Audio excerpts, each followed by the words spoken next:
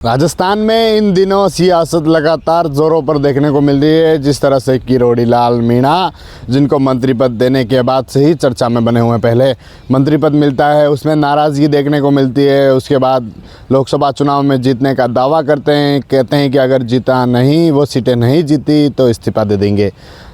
जिस दिन परिणाम आता है उसी दिन इस्तीफे देने की बात करते हैं और एक महीने बाद कहते हैं कि उन्होंने इस्तीफा सरकार को भेज दिया।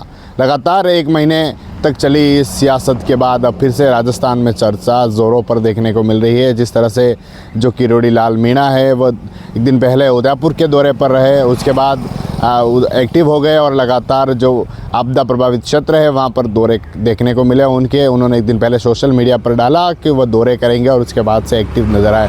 आदिवासी दिवस पर राजस्थान में एक बड़ा कार्यक्रम आयोजित हुआ, वहाँ पर भी किरोड़ी लाल मीणा दौसा में जिस कार्यक्रम में शामिल हुआ उसमें भी उन्होंने मन से कई सारी बातें कहीं, क्योंकि उस क्षेत्र में उपचुनाव भी है।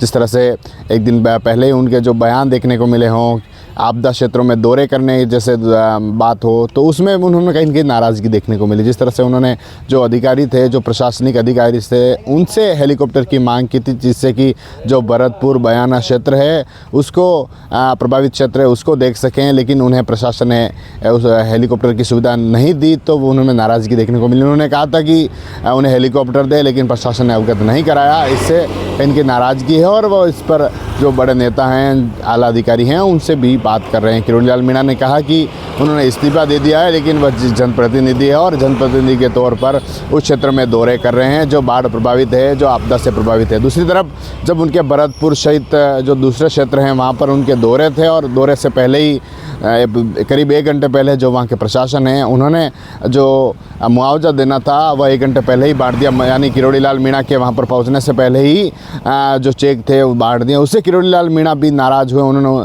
अधिकारियों को कहा कि वह इस पर सीएम से और अन्य अधिकारियों से बात करेंगे, बड़े नेताओं से इसके बारे में बात करेंगे। लगातार चर्चा बने हुए हैं, एक तरफ हेलीकॉप्टर मांगा नहीं दिया गया, दूसरी तरफ उनके पहुँचने से पहले ही जो मुआवजा था वह भी प्रशासन ने बांट दिया। कहीं की नाराज़गी उनमें अभी भी देखने को मिल रही है। एक तरफ उन्हें बताया जा रहा है कि पहले विभाग जो मिलना था, जो मंत्रिमंडल में जो विभाग मिलना था वह सही नहीं मिला, इस कारण उनमें नाराज़गी थी। दूसरी तरफ जिस तरह से इस्तीफे की बात आई तो उन्होंने इस्तीफा दिया, उसके बाद से लगातार चर्चा में बने रहे। उनके काफ़ी कुछ बयान देखने को मिले कि उन्होंने इस्तीफा दिया है, उनकी बात पर जो कही है वो खरे उतरे हैं, लेकिन अब फिर से उनकी सियासत ज़ोरों पर है, चर्चा ज़ोरों पर देखने को मिल रही है।